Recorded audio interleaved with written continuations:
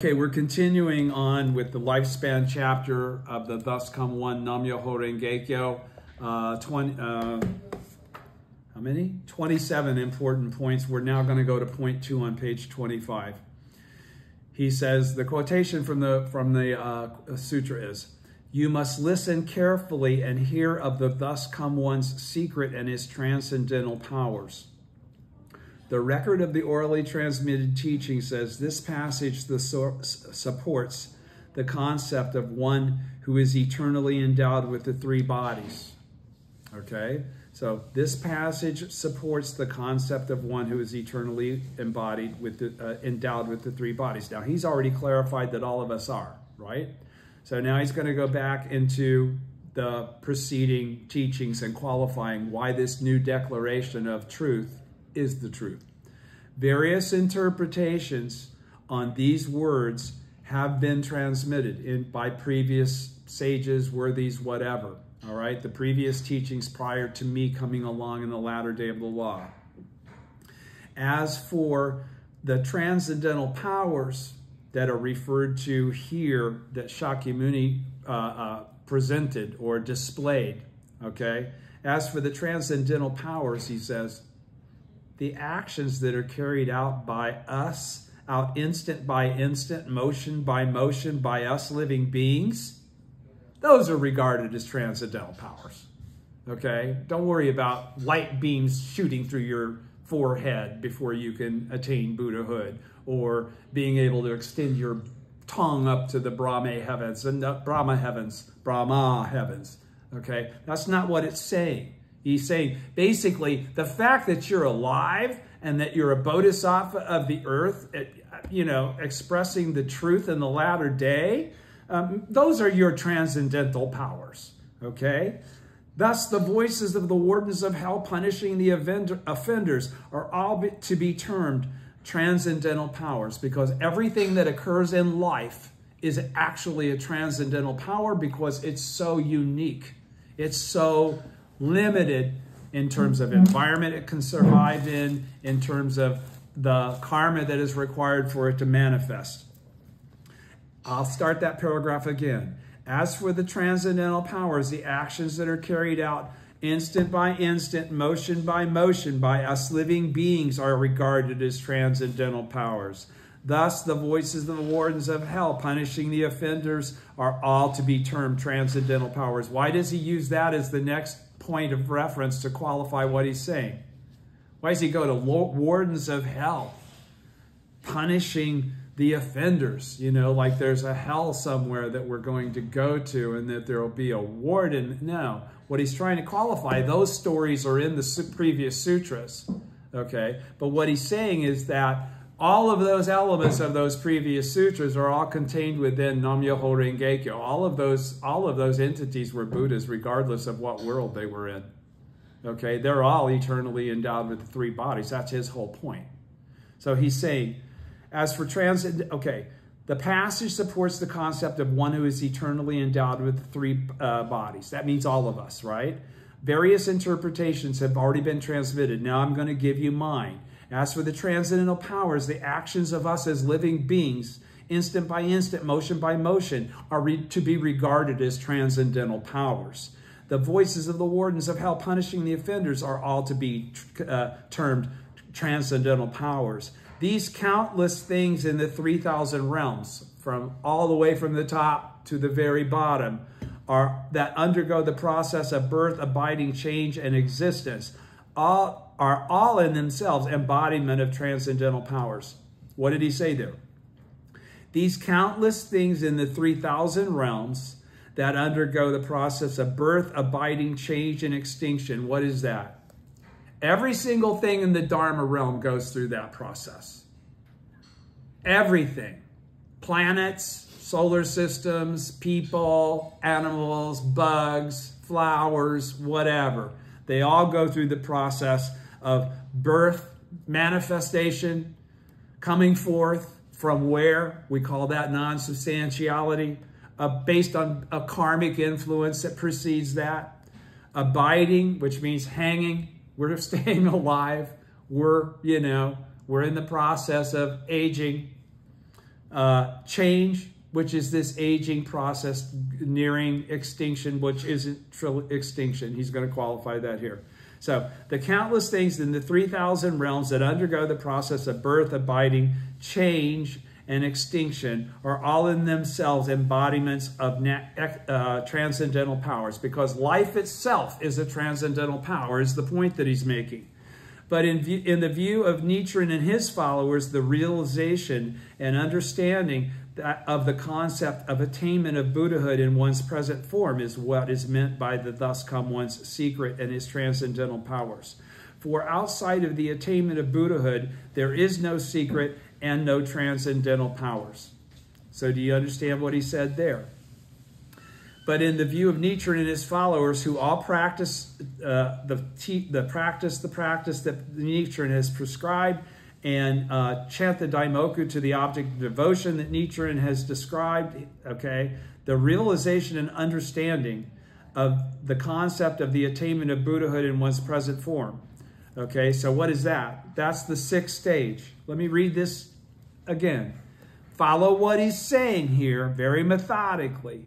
But in the view of Nichiren, and if you're Nichiren, and if you're a follower of Nichiren, you take Nichiren's view, right? You're of the same mind as Nichiren. So and his followers, he can automatically say, because when he's saying his followers, he's not talking about somebody that casually chants Daimoku. He's talking about a votary of the Lotus Sutra. He already qualified that. But being this to be the eternally refers to the votaries of the Lotus Sutra. Those are the people, his followers. That's what he's talking about. Now he's saying, the realization and understanding of the concept of attainment of Buddhahood in one's present form is what is meant by the thus come one's secret and his transcendental powers. Okay? And what is that? That is that single moment of life when you realize that you are the Buddha and always have been. That's stage 6. Okay, so, but in the view of Nichiren and his followers, the realization, which is what that is, and understanding, which is what that is, of the concept of attainment of Buddhahood in one's present form, because you realize you've just done that yourself. You've just done exactly what's been described in writing innumerable times, and you blew it off thinking he was talking about himself. Okay? Oh, is what is meant by the thus come one's secret and his transcendental powers. Coming to the realization that you are eternally endowed with the 3 bodies, and therefore you are a thus come one of the original state. Okay, that's the ultimate transcendental power, because that allows you to transform anything and everything else according to your faith and your Daimoku and your persistence in pursuing it. I'm sitting across from an example of that power, that transcendental power. Okay, for outside of the attainment of Buddhahood, there is no secret. The only secret is that you're already the Buddha exactly as you are, and only you can allow yourself to attain Buddhahood. Yeah. Nothing else can allow you to attain Buddhahood other than your acceptance of the Daishonin's epiphany, teaching, mercy, whatever you want to call it, that you're already endowed with the 3 bodies, and you always have been. Eternally endowed with the 3 bodies.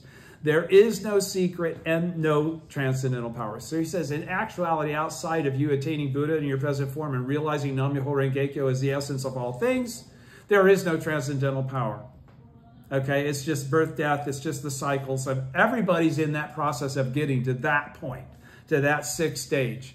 All living beings are headed towards that 6th stage. It's just a matter of time. Those that get to that 6th stage now have expressed what are true transcendental powers, because they have discovered the secret that is not a secret. There is no secret. He says it over and over and over again. You just don't listen. The eternally endowed 3 bodies mentioned here are gained through a single word. And that single word is faith, or to believe. Because if you don't become a disciple of Nichiren, you can never get here. If you decide you're just going to chant to get benefits, you'll eventually quit, or you'll stop getting benefits. You'll get sidetracked. If you don't make yourself of the same mind as Nichiren by embracing his teaching, studying his teaching, and embracing his methodology of chanting Daimoku to the Gohonzon, you cannot achieve any of the stuff that I'm talking about. It's all wishful thinking. It's theoretical. You belong in the theoretical crowd. We're actual Ichinen sons and people. The eternally endowed three bodies mentioned here are gained through a single word, and that single word is faith, or to believe. Therefore, the sutra says we will believe and accept the Buddha's words in chapter 16. You should stop and consider the meaning of these two words, believe and accept. And that's part of what nudged me over the edge to go, well, if that's the case, then I must be a Buddha. Okay? That's what led to that. Point 3, regarding that, and this point too. This point seals the deal.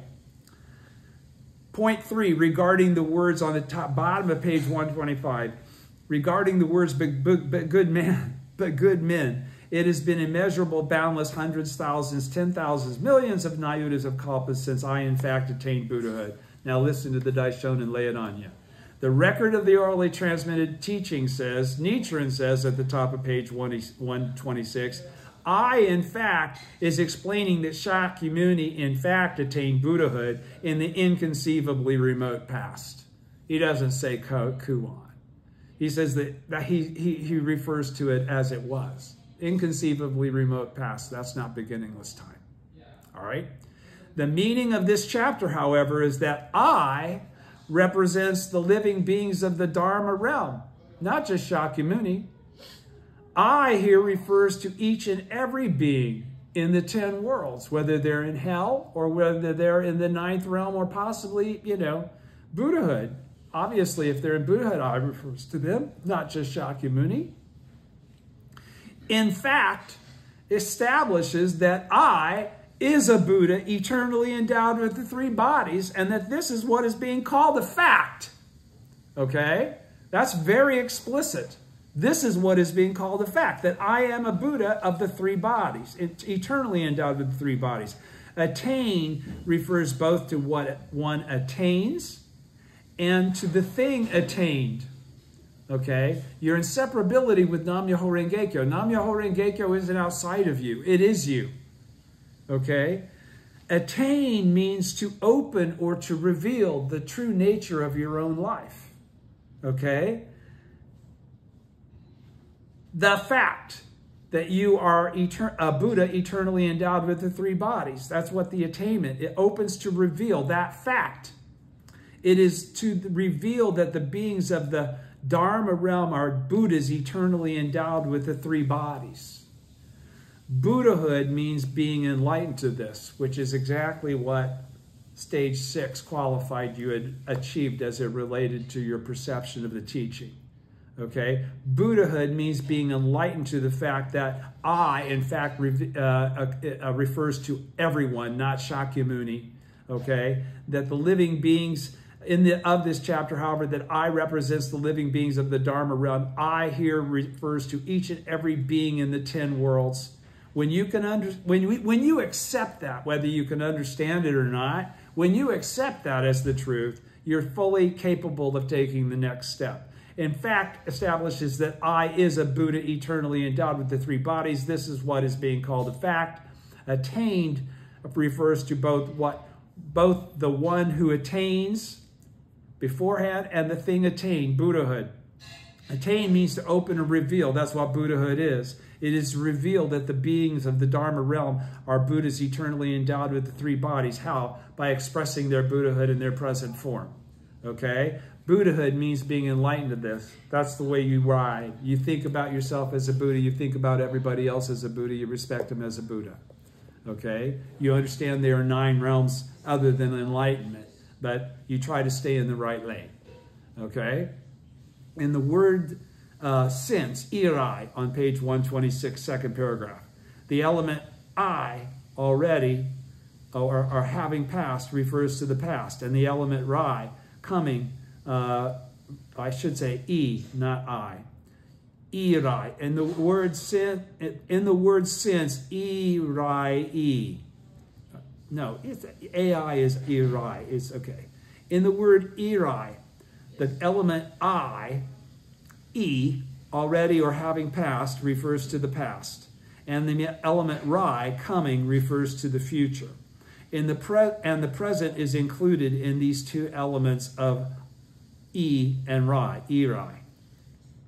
The passage of is thus saying that I, or the beings of the Dharma realm, he's saying I, Shakyamuni's quotation, or anybody else that reads this, in fact revealed the Buddhahood that is immeasurable and boundless in both past and future. Okay, boundless means it's limitless. Boundless means it has no end. Boundless means it has no beginning. Okay, it is referring to the 100 worlds, 1,000 factors, and the 3,000 realms in a single moment of life, which is actually the original state of life. Those 3,000 realms are all contained within that original Nam-myoho Renge-kyo of the original state. The two words, we manifest from that reality. The two words 100 and 1,000 in the sutra refer to the 100 worlds and 1,000 factors. Now, what's the significance of that? The 100 worlds and the 1,000 factors qualify inclusion of insentient beings, okay? Because we already know from all the people that were at the assembly, it wasn't just human beings. There were asuras, there were garudas, there were all kinds of other living entities that had to have had a sentient mind, okay? Now, this 100 worlds and 1,000 factors now pulls into inclusion in this whole equation the realm of plants and the realm of, so we've got a whole Gosho that's the enlightenment of plants, I'll read to you someday, and the realm of the realm of the environment. All right, so that's the 100 worlds and 1,000 factors. These then represent the reality, because now that we've included all the plants that are out there that are creating the oxygen that are allowing us to breathe, and you know, the earth itself, the environment that keeps cover for us and takes down the wind and all the other things that the earth actually does for us as living beings. Okay, then these then represent the reality of 3,000 realms in a single moment of life. If you perceive everything as being the same, made of the same thing, coming from the same source at the same time, the original state of being, which is only taught in Nichiren's teaching, Nam-myoho Renge-kyo, okay, then these are the reality of 3,000 realms in a single moment of life. When we can perceive things that way, we're already the Buddha. Now, Nichiren and his followers who chant Nam-myoho Renge-kyo are the original lords of teaching. And the lords of teaching means you're a pretty badass pontificator. Now, Nichiren and his followers who chant Nam-myoho Renge-kyo are the original lords of teaching of the lifespan chapter, which would mean we'd have to be the original disciples of the original teacher, because there was an original teacher. There always is. We didn't all simultaneously perceive this truth. We all came to it by being led to it by somebody that had discovered it. It's like he used an analogy in one of his Goshos about, you know, there are 10 guys trying to do something that's really hard. And, you know, they all try and they all try and they all try and they fail and they fail and they fail, except one is able to finally figure it out and do it. And because one was able to do it, and you could have said all these are incapable of doing it.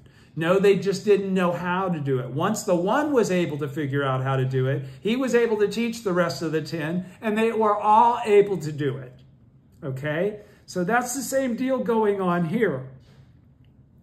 Now Nichiren and his followers who chant Nam-myoho Renge-kyo are the original lords of teaching of the lifespan chapter. We're the presence that keeps coming forth eternally, okay, to awaken all others to their endowment of the original state of the original 3 bodies in which they were endowed originally. Cool.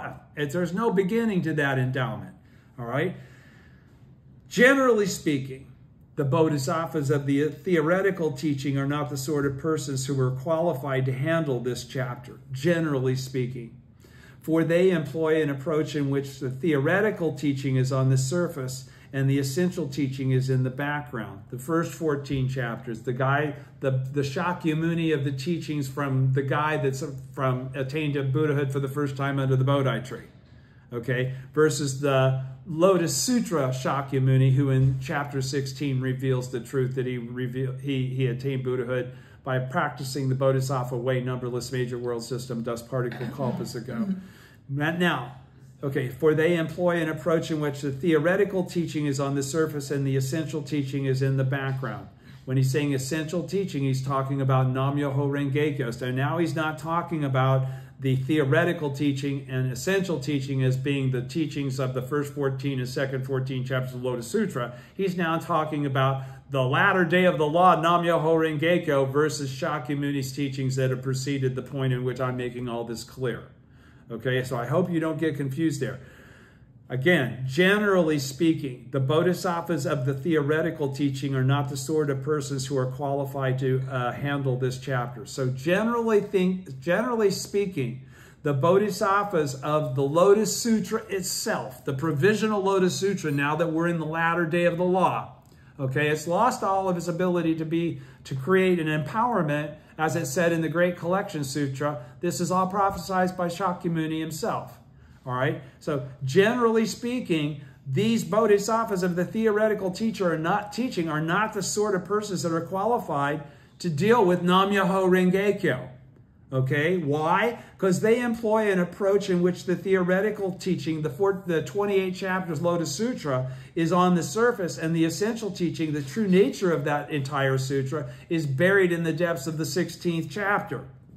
Okay, while Nichiren and his followers employ an approach in which the essential teaching of Nam-myoho Renge-kyo is in the forefront, and the theoretical teaching of the Lotus Sutra is in the background, because the entire Lotus Sutra is theoretical in the latter day of the law. Okay, at the bottom of page 126, I hope everybody's following me with these very important clarifications from Nichiren. Be that as it may, he says, it really doesn't matter. This chapter does not represent the teaching that is essential for the latter day of the law. This chapter of the Lotus Sutra doesn't contain Nam-myoho Renge-kyo.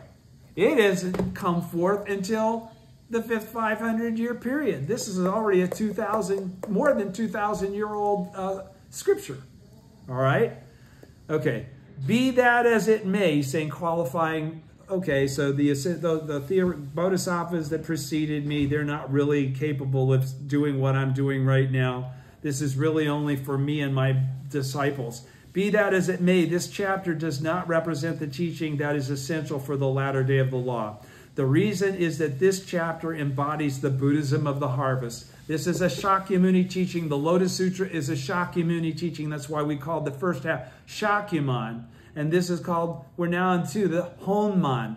Okay, that's why it was called, those last 14 chapters had been called essential teaching. But once the Daishonin reveals that of the original state of Kuan Ganjo, and Nam-myoho Renge-kyo, this then now finds its place as a provisional teaching.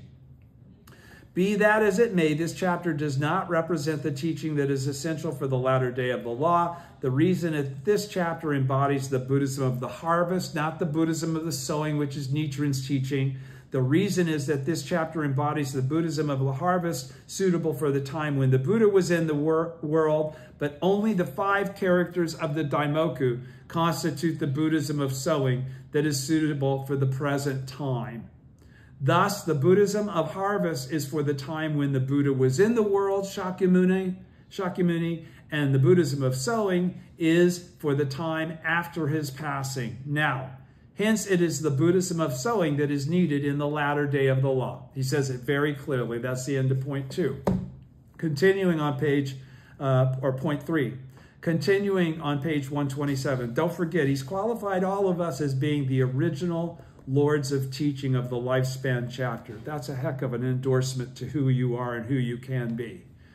The record of the orally transmitted teaching says, point 4, regarding the passage, the thus come one perceives the true aspect of the threefold world exactly as it is. Again, the threefold world is the threefold world of the world of form, or the world of desire, the world of form, and the world of formlessness. Okay, there are living beings in all 3 of those worlds. Okay, only those in the world of desire are capable of attaining Buddhahood in their present form.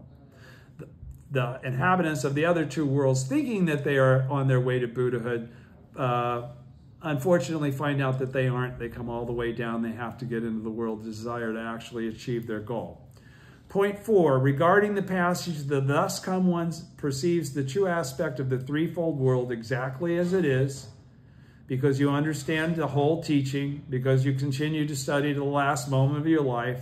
There is no no mu, okay? And that is saying they've got it parenthetically put in there with the Japanese transliteration. I'll read it in English. There is no ebb or flow of birth and death. And there is no existing in this world and later entering extinction.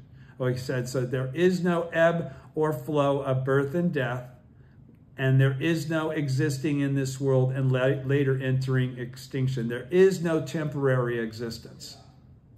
All right? Out of what are the three truths? Temporary existence, what are our choices? Temporary existence, or they said, is basically you're almost like living in some sort of a program or something. You know, it's all of the mind. That would be a non-substantiality, and then the understanding of merging those two concepts into the truth of the middle way. All right, that's what he's talking about right now.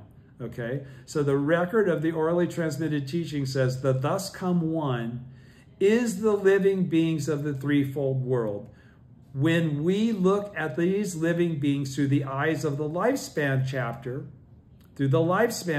which is talking about Kuan and his Nam-myoho Renge-kyo, when we look at these living beings through the eyes of Nam-myoho Renge-kyo and the teaching of Nichiren, we can see and understand the true aspect of these beings who in their original states possess the 10 worlds. So even if they're demons or something like that, or people in hell, we can see their original state of Buddhahood.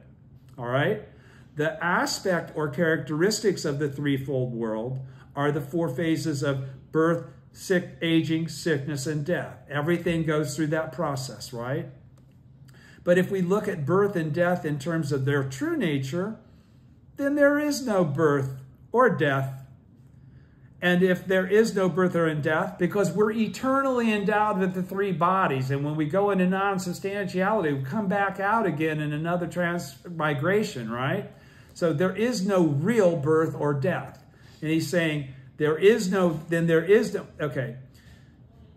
The aspect or characteristics of the threefold world are birth, aging, sickness, and death. But if we look at birth and death in terms of their true nature, then there is no birth or death, because they're just temporary phases that one goes through in order to enter the truth of the middle way. And if there is no birth or death, then there is no ebb or flow, okay? We're not part of an ebb or flow. Not only do birth and death not exist, to look on birth and death with repulsion and try to escape from them is termed delusion, or a viewpoint of acquired enlightenment. Seeing and understanding the originally inherent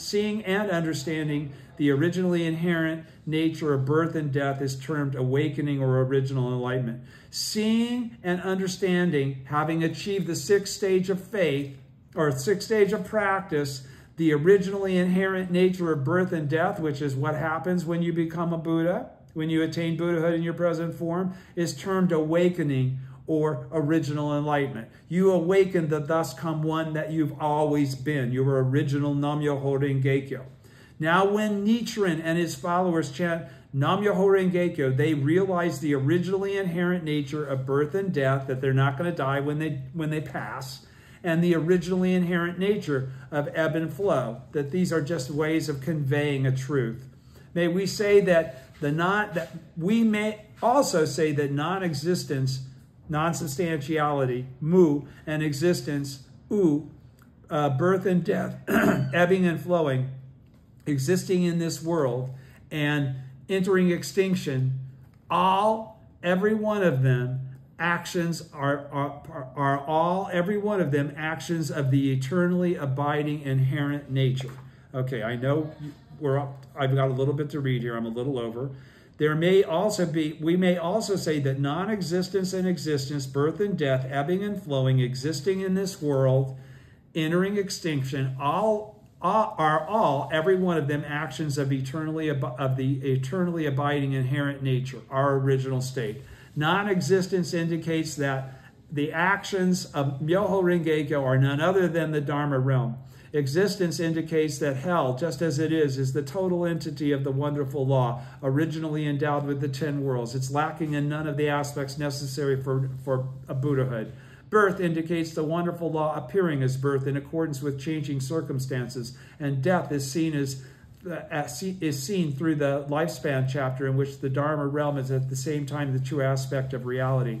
Because there is ebb, there is entering extinction, and because there is flow, there is existing in this world, and it keeps happening over and over again.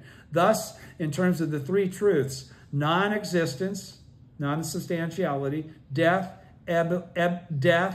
ebbing, and extinction represent, extinction would be being blown out, nirvana, represent the truth of non-substantiality or emptiness. Existence, birth, flowing, and existing in this world. Existence, birth, flowing, and existing in this world represent the truth of temporary existence, and the true aspect of the threefold world that the thus come one perceives exactly as it is the truth of the middle way. In terms of the three bodies, non-existence, death, ebbing, and extinction represent the eternally endowed reward body. Existence, birth, flowing, and existing in the world represent the eternally endowed manifested body, and the true aspect of the threefold world that the thus come one perceives exactly as it is the eternally endowed Dharma body. These three bodies are our own single bodies. This is why Words and Phrases Chintai says the single body is none other than the three bodies in a statement that is secret. Parenthetically, at the beginning, at the end, this is a quote. And this is also why it says the three bodies are none other than the single body, a statement that is secret. Okay, because this is the predication of the Daishonin's epiphany to bring forth this teaching of us all being Buddhas eternally endowed with the three bodies. Thus, the Buddha of the lotus, that is the entity of the law, chapter 11.6, who is eternally endowed with the three bodies, is Nichiren and his disciples and lay supporters. That is because they embrace the title of honor, Nam-myoho Renge-kyo. Okay, so thus the Buddha of the lotus, that is the entity of the law, who is eternally endowed with the three bodies, is all of us that chant Nam-myoho Renge-kyo, because we embrace the title of honor. Nam-myoho Renge-kyo, we are Nam-myoho Renge-kyo, thus come ones. And I'll stop there and go on to point 5 on page 128 next time we get together.